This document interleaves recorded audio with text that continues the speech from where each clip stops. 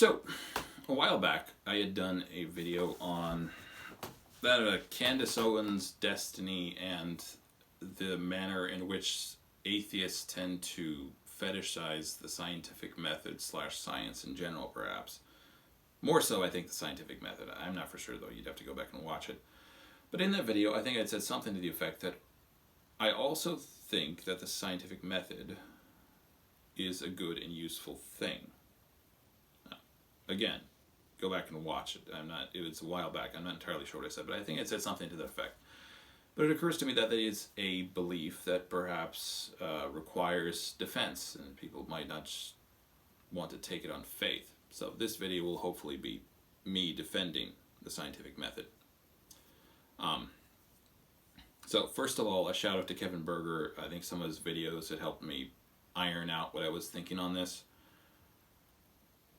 So, for the sake of this conversation, we will assume that you are in a position in which inaction entails little or no risk, and action entails, at least comparatively, a much greater degree of risk. Right? This is not by any means always the case in life. It feels like in life there are times in which there's no safe place to stand, and any action, good or bad, is better than no action whatsoever. Right? It's better than inaction. Now, in addition to this, we will assume for the sake of this conversation that you are dealing with repeatable, testable results, right? Again, with regards to the human experience, not always the case. So, what is the scientific method and what is its advantage?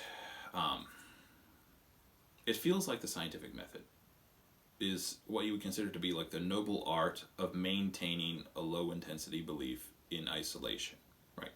So you can effectively hold a doxastic position, a belief, right, in the affirmative or negative about blankety blank subject. And I've gone into this before. I think within the realm of human understanding, it's very hard not to hold a belief, to hold an actual non-position about something. If a statement is made, presuming there's not like an infinite degree of random variables involved, if a statement is made, you're probably going to believe either in the affirmative or the negative with regards to that statement. So you have this doxastic position. You have this belief that blankety blank is the case. On an epistemological level with regards to knowledge or empirical evidence, you can say, okay, I believe that thing, but there's also a reasonable degree of uncertainty involved with that belief. So I need to hold that belief in isolation until I can further test that, right? So the idea would be that you test and you observe and you accrue more and more evidence in favor of that belief. So you create a higher and higher intensity belief, which is more and more worthy of action or worthy of being the predicate for certain actions. And it might eventually become an axiom or a knowledge, right? A fact, not a belief.